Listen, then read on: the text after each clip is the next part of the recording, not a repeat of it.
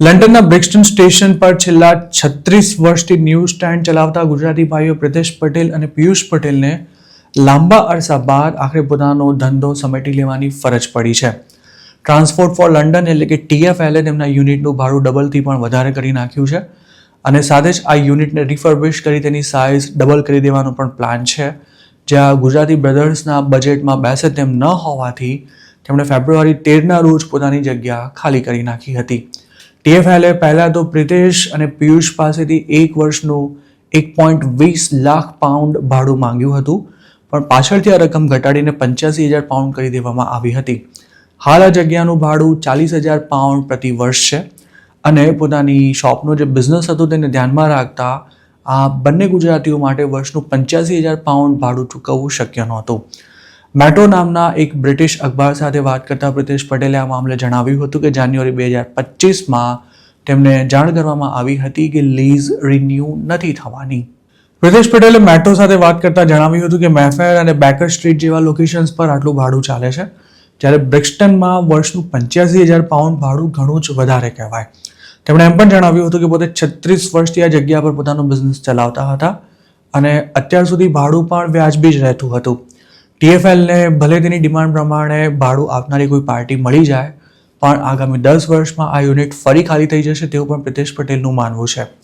લંડનના sharing cross station પર હાલ 1238 square ફીટના retail unit માટેનું એક વર્ષનું ભાડું 85,000 પાઉન્ડ ચાલી રહ્યું છે, જ્યારે બ્રિક્સટન કિયોસ્કની રિફર્બિશમેન્ટ પછીની સાઇઝ પણ 248 સ્ક્વેર ફીટ હશે, પણ તેનું ભાડું 85,000 પાઉન્ડ માંગવામાં આવી રહ્યું છે.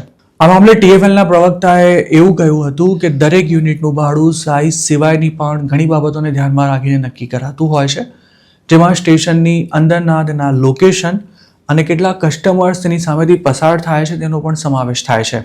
ચેરિંગ ક્રોસ સ્ટેશન પર હાલ જે ભાડું ચાલે છે તે અંગે TFLનું એવું કહેવું હતું કે ત્યાં મલ્ટિપલ એન્ટ્રન્સ છે અને કેટલાક પોઈન્ટ્સનો ઉપયોગ ઘણો ઓછો છે, જ્યારે બ્રિક્સટનમાં સિંગલ એન્ટ્રી પોઈન્ટ હોવાથી એક જ લોકેશન પર ફૂટફોલ વધારે રહે છે.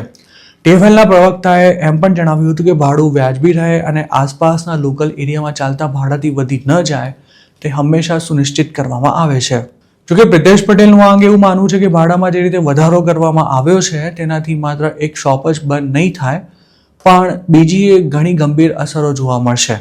તેમણે મેટ્રો સાથે વાત કરતા જણાવ્યું હતું કે હવે તેમની સ્પેસ પર ન્યૂઝ સ્ટેન્ડને બદલે બીજો કોઈ બિઝનેસ શરૂ થશે અને એક વર્ષ પછી ફરી કંઈક નવું આવશે, પણ તેનાથી કોમ્યુનિટી બેલેન્સ નહીં થાય.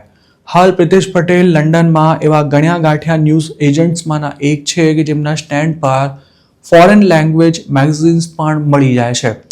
પ્રિતેશ પટેલને હેલ્પ કરવા માટે કેટલાક સ્થાનિક લોકોએ ક્રાઉડ ફંડિંગની પણ ઓફર કરી હતી, જે તેમણે વિનમ્રતાપૂર્વક નકારી દીધી હતી. તેમણે જણાવ્યું હતું કે પોતાને પૈસાની કોઈ જરૂર નથી અને જો મદદ કરવી જ હોય તો એવા માણસને કરવી જોઈએ કે જે ખરેખર જરૂરિયાતમંદ છે.